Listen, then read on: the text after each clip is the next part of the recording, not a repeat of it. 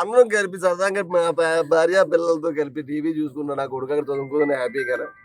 రాత్రి శనివారం నైట్ రాత్రి 10:30కి ఫోన్ చేసి మీ అబ్బాయికి ఫిట్స్ వచ్చింది, హాస్పిటల్ తీసుకెళ్తున్నాం అని చెప్పేసి తీసుకెళ్లి అర్జెంట్ గా రండి అన్నారు. నేను రావడానికి అవ్వదండి. నేను రావడానికి ఎక్కడి నుంచి, అనకాపల్లి నుంచి అక్కడికి రావాలంటే 6 గంటలు టైం పడుతుంది. అక్కడికి నేను ఎలా రాగలండి? మా బ్రదర్ ఉన్నారు, రైల్వేలో చేస్తుంటారు మా బ్రదర్. ఆయన పంపిస్తానండి, ఆయన వస్తాడు, అన్ని చూసుకుంటాడు. నేను ఏదోలాగా ఎక్కి ఏదో వెహికల్ సెట్ చేసుకుని వస్తానండి అని చెప్పాను. ఆయనకు ఫోన్ చేస్తే ఆయనకు నెంబర్ ఇచ్చాను, ఆ ప్రిన్సిపాల్ నెంబరు.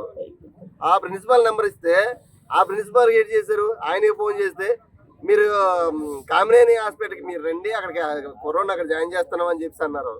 అన్ని తర్వాత ఏంటైంది, మనోడు అక్కడికి వెళ్తాడికి ఇంకా అక్కడ లేరు, ఇక్కడి నుంచి గవర్నమెంట్ హాస్పిటల్ తీసుకెళ్తున్నాము, అక్కడికి వచ్చేయండి అన్నారు.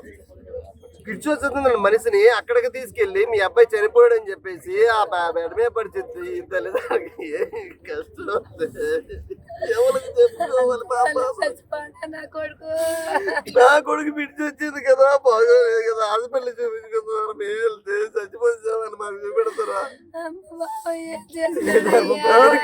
ఈ తర్వాత ఈ వీడియోలు చూసిన కొడుకుని గుడ్డు చంపేస్తారండి.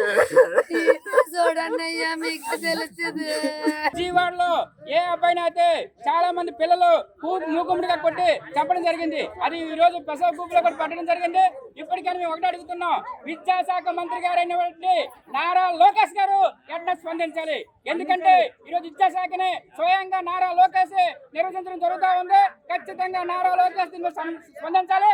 అదే విధంగా ఏదైతే శ్రీ చైతన్య యాజమాన్యం కొంతమంది కుర్రోలు కొమ్ము కాసి ఎవరైతే చంపారో ఆ పిల్లల్ని బయటికి రాకుండా కారణం ఏంటంటే ఆ పిల్లల యొక్క తల్లిదండ్రులు పెద్దలు ఇన్ఫ్లుయెన్స్ ఉన్నారు, వాళ్ళ రక్షించడం కోసం ఈ రోజు ప్రభుత్వం దీన్ని దుర్మార్గంగా అణచివేయాలని చూస్తుంది. ఇక్కడ బాధ్యత చెప్పా ఉన్నారు, అక్కడ పోలీసులు చాలా దుర్మార్గంగా, అక్కడ డిఎస్పీ ఎవరైతే ఉన్నారో ఆయన చాలా దారుణంగా వ్యవహరించారని. ఎందుకంటే ఎక్కడైతే పోస్ట్ మార్టం జరిపించకపోతే ఎవరైతే బాధితులు బంధువులు వెళ్ళారో వాళ్ళందరినీ నిర్బంధించి మీరు బలవంతంగా పోస్ట్ మార్టం సంతకాలు పెట్టించి బలవంతంగా ఈ రోజు పోస్ట్ మార్టం జరిపించి కన్నవరం వరకు అంటే విజయవాడ అవుట్ కట్టస్ వరకు ఈ రోజు పోలీసుల దగ్గరుండి బలవంతంగా బాడీని ఆ బంధువుల్ని దుర్మార్గంగా పంపించడం చాలా దుర్మార్గం ఖండిస్తున్నాం. ఏదైతే శ్రీ చైతన్య యాజమాన్యాన్ని అరెస్ట్ చేయాలి. మొన్నే మనకు తెలుసు విశాఖ జిల్లాలో డావిన్స్ స్కూల్లో ఒక అబ్బాయి చనిపోతే ఆ అబ్బాయి మొత్తం అక్కడ యాజమాన్యం అరెస్ట్ చేశారు.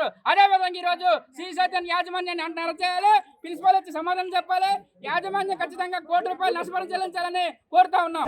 ఈ రోజు ఆంధ్రప్రదేశ్ లో లా అండ్ ఆర్డర్ ఎంత అన్యాయం జరుగుతుందో మీ అందరికి తెలిసిన విషయమే. ఈ రోజు విజయవాడ శ్రీ చైతన్య కాలేజీలో ఒక స్టూడెంట్ చనిపోతే విజయవాడ సిపి కమిషనర్ గారు ఎఫ్ఐఆర్ కట్టి నిందితులు పట్టుకోకుండా ఎంత దారుణంగా వాడి చేశారంటే ఈ రాష్ట్ర ముఖ్యమంత్రి హోమ్ మినిస్టర్ గారు ఏం చేస్తున్నారు, విద్యాశాఖ మంత్రి నారా లోకేష్ గారు ఏం చేస్తారని యాదవ్ సంఘాల తరఫున మేము అడుగుతా ఉన్నాం. ఒక వ్యక్తి చనిపోతే మరి కాలేజీ యాజమాన్యం కూడా ఇంతవరకు ఏం రెస్పాన్స్ లేదు.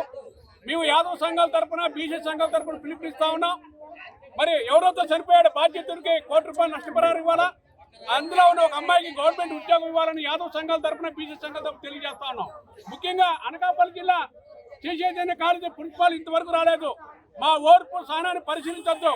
దయచేసి మీరు కిందకి దిగొచ్చి ఈ బాధ్యతలకు ఏం సమాధానం చెప్పండి. లేదంటే శ్రీ చైతన్య కాలేజీలో చదువుతున్న తల్లిదండ్రులు కూడా మీరు ఒకసారి ఆలోచించాల్సిన విషయం ఎంతైనా ఉంది.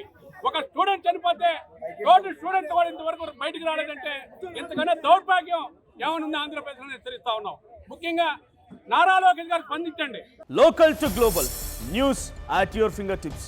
మీ చేతిలో ఒక ఆయుధం. Download Raa TV app. Media legend Ravi Prakash is back.